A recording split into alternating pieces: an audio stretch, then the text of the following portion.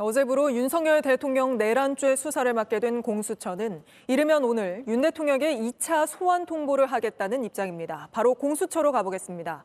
자, 박현주 기자, 공수처 오늘 안에 윤 대통령에게 2차 소환 통보합니까? 네, 그렇습니다. 공수처는 윤 대통령 수사에 사실상 소속 검사 전원인 검사 11명을 도입했습니다.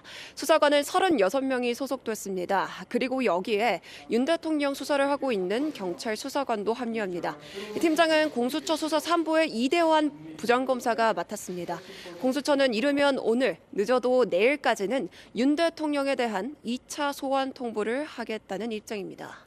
늦어도 내일까지요. 그런데 1차 소환 때는 대통령이 출석 요구서 수령을 거부했잖아요. 이번에도 똑같이 거부할 수 있는 거 아닙니까? 네, 그렇습니다. 지난 16일 공수처와 경찰은 이 출석 요구서를 우편으로도 보내고 또 대통령실과 관저로 직접 들고 갔습니다. 그런데 대통령실과 경호처가 거부를 했고 이에 따라 출석 요구서를 전달하지 못했습니다.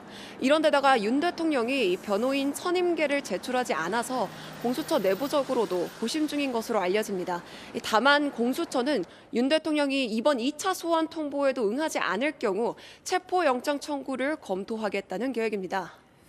현직 대통령이 체포되는 상황까지 올 수도 있는 거군요. 근데 윤석열 대통령 조사를 하려면 내란 2인자인 김용현 전 장관을 비롯해서 관련자들 수사 자료도 검찰로부터 넘겨받아 검토해야 할 텐데 그 작업은 원활히 이루어지고 있습니까? 네, 그렇습니다. 그런데 이미 윤 대통령 지시를 받은 군 지휘관들은 검찰에서 신병 확보를 하고 현재 조사를 진행 중입니다. 공수처로서는 검찰이 조사한 내용을 모두 파악해야 윤 대통령을 제대로 수사할 수 있는 건데 공수처는 자료 전달의 협의를 통해서 받겠다고 했지만 검찰이 수사 기밀을 이유로 자료 전체를 전달하지 않을 가능성도 있습니다. 그렇기 때문에 이 부분은 조금 더 지켜봐야 합니다.